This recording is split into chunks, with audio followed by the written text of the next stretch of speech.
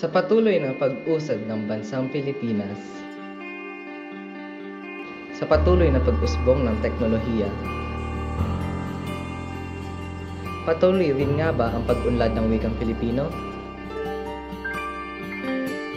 At patuloy rin nga ba ang pagpapalaga ng wikang Bicolano?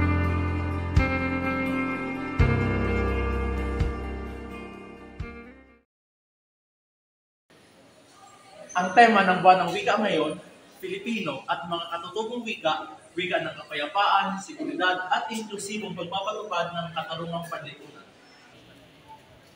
Sa kasalukuyang datos ng Komisyon sa Wikang Filipino o mas kilala bilang KWF, nasa 134 ang bilang ng mga wika sa bansa, kasama ang Filipino Sign Language. Paliwanag ng komisyon, ang tema ay sumasalamin sa katotohanan ang Pilipinas ay linguistically diverse. Ano nga ba ang linguistically diverse? Ating alamin sa isang doktor sa wikang Filipino. Ang Pilipinas ay may mayamang kultura at tradisyon na nagmula pa sa ating mga ninuno at sa mga banyagang nagbigay impluwensya sa ating bansa. Sapagkat ang bansang ito ay isang kapuluan na binubuo ng libo-libong mga isla, tayo ay nagkaroon ng kanya-kanyang kultura, maging ng sariling wikang ginagamit. Ang pagkakawatak-watak ng bawat isla sa ating bansa ay nagdulot ng tinatawag na linguistically diverse o ang pagkakaiba-iba ng mga wikang ginagamit. Ngunit dahil tayo ay nasa iisang bansa lamang, ito ay nagpapakahulugan, ang mga pagkakaiba-iba ng wikang ito ay nagpapakahulugan na ang ating wika ay mas umuunlad dahil mas napapayaman ang ating wika sa mga pagbabagong ito o sa mga pagkakaiba-iba ng mga wika na sumasailalim dito sa ating iisang pambansang wika. Sa gitna ng kanyang kasaysayan at pag-unlad, ang wikang Bicol ay patuloy na nagbibigay kulay at naiiba sa tanawin ng wikang Filipino. Matapos ang ating masuring paglalakbay, tuklasin natin ngayon ang mga kwento, opinyon at kaalaman mula sa ating mga nakapanayam. Para sa inyo, ano ang kahalagahan ng wikang Bicol bilang isang mag-aaral? Personally, importante ang Bicol as a student kasi usually yung ginagamit kasi ng teachers namin sa pag-explain is in Bicol. But although meron ako ng hard time kasi iba yung Bicol na ginagamit nila sa Bicol na mother tongue ko as someone na coming from Sorsogon, na yung Bicol dialect na gamit namin is actually Bisacol. So napakalayo ng parang language gap na ginagamit. And also nakaka-adjust naman, and it's important kasi pag Bicol kasi yung gamit ng teachers namin na mag-explain, mas naiintindihan namin and mas na-explain namin in our own words kung ano yung na-explain.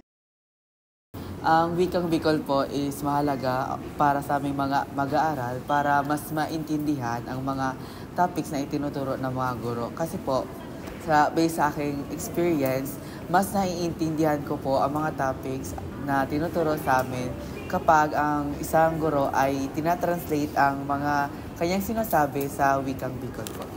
Ang kahalagahan ng Bicol sa isang mamamayan, yan ang pangalagaan natin dahil yan ang wika natin. Ito ay nakakatulong upang maipahayag ko ng maayos, nang mas malinaw yung aking nararamdaman, yung aking gustong iparating sa taong gusto kong kausapin o pahayag ang aking salita. Sa Sakuya, ang Bicol. Sa Sakuya, ang mahalaga sa tuya ta Bicol, kita na nasisinabotan ta ang Bicol. Pero kung tataramon ta ang mga words sa ibang lengguwahe, halimbawa Manila, di masabotan kita. Kaya ang pinakamahalaga, kirita kita na nasa Bicol na sinabotan. Ayon kay Attorney Marites Barrios Taran, isang Direktor General ng KWF, ang pagkilala sa iba't ibang wika sa bansa ay mahalaga sa pagbubuklod-buklod ng bawat Pilipino tungo sa mapayapa, ligtas at inklusibong lipunan.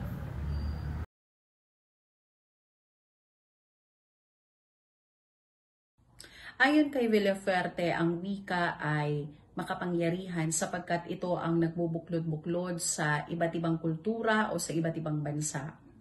Ang wikang Bicolano ay makatutulong sa pagpapausbong ng mga tema tulad ng iyong nabanggit, kapayapaan, seguridad at inklusibong pagpapatupad ng katarungang panlipunan.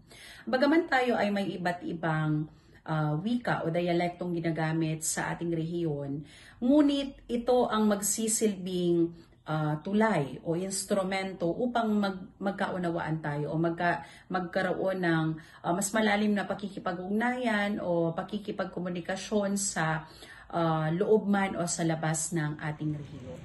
Well, kasi kuya, para sa akin, ang opinion ko dyan, ang Bicol o ang Bicol language ay ang nagiging sagisag natin bilang Bicolano para mapakita natin na Bicolano tayo, Oragon tayo. Bilang estudyante, ang wikang Bicol ay sumisimbolo bilang sa mga Bicolano na kahit saan man mapunta, ito ay ating daladala at baon na bilang pagrepresenta sa wikang Pilipino, ang mga Bicolano ay kilala bilang isang Oragon.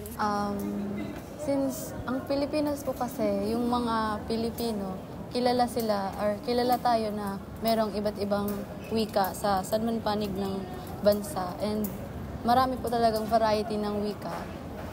Kung magiging specific or magiging mas centralized po sa Bicol, nakakatulong po ito or nakakaambag ito kasi lalo na sa mga mag-aaral na nasa elementarya na tinuturoan ng mother tongue, sa pamamagitan ng wikang Bicol, dito mas nasisimulang mahubog yung kanilang communicate gamit ang wikang Filipino. Pero yung mga bagay na dapat matutunan kagaya ng paraan ng pagsasalita ng mga tunog ng words, ganoon, natututunan siya mas madali kasi gamit yung wika na ginagamit talaga ng mga bata sa daily basis sa pagkikipag-usap nila sa kanilang paligid po.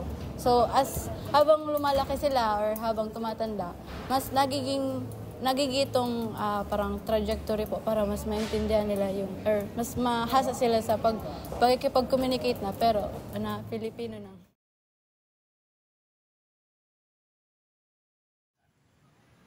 Bali magyuni na hapot mo bali kaya ngunyan ako na-implementar ko ang pagiging suwika na bagano tipagi ko sa musika o kaya banda ko ngunyan may banda ko Chorus Bicol ang tiga-compose kong kanta.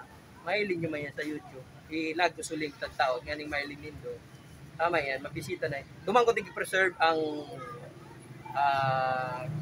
wikang Bicolano. Duman, pipagi ko sa kanta. Sa banda ko yan. So, duman, gabus ito. Gabus Bicol ang sigigibog kong kanta. So, siguro, yan ang paagi na para sa kuya, mag-preserve ko ang wikang Bicol. No? Kaya baga ngunyan, maski sa art appreciation, encourage ka muna mag-ibuki, Bicol nga rawit dawi.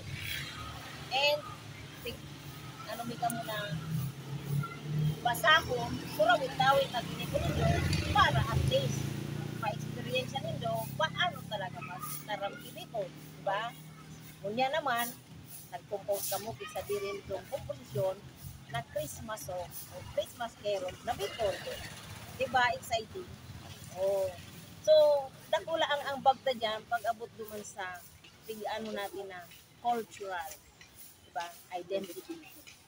Sa culture kasi, yun dapat kung paano sa mga Bicol na mga kakanon na dapat aramtaman ito, ganon din yung mga Bicol na pag sa mga tataramon sa Bicol, mga kanta na Bicolano, magayon pagdangog-dangog. Okay?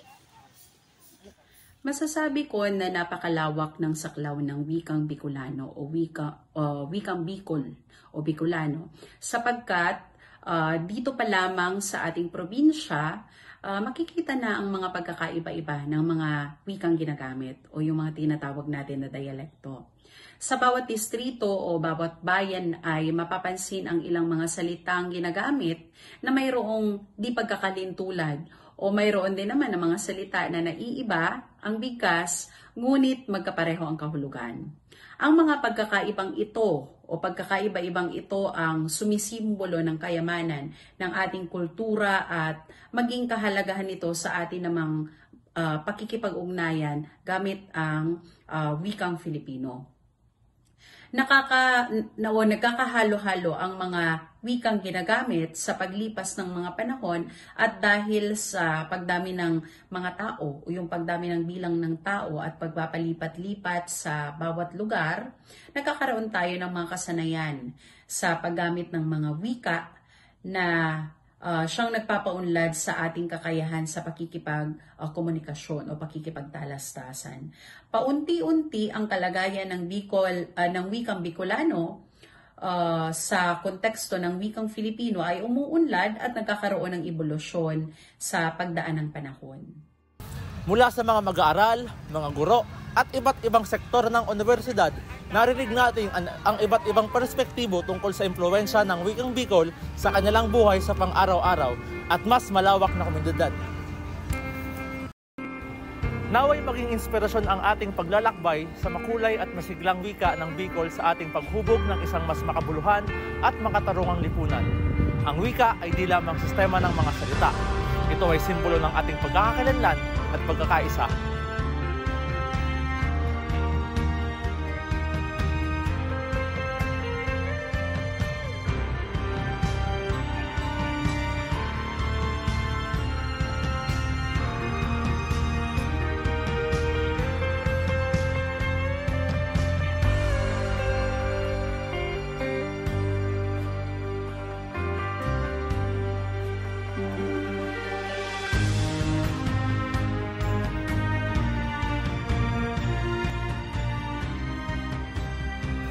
Sa pamamagitan ng ating kolektibong pagkilos, maaari natin itaguyod ang wikang pambansang Pilipino na siyang sumisimbolo sa ating pagkakaisa. Muli, ako si Jerwin Glenn Lucero. Yun lamang, paalam!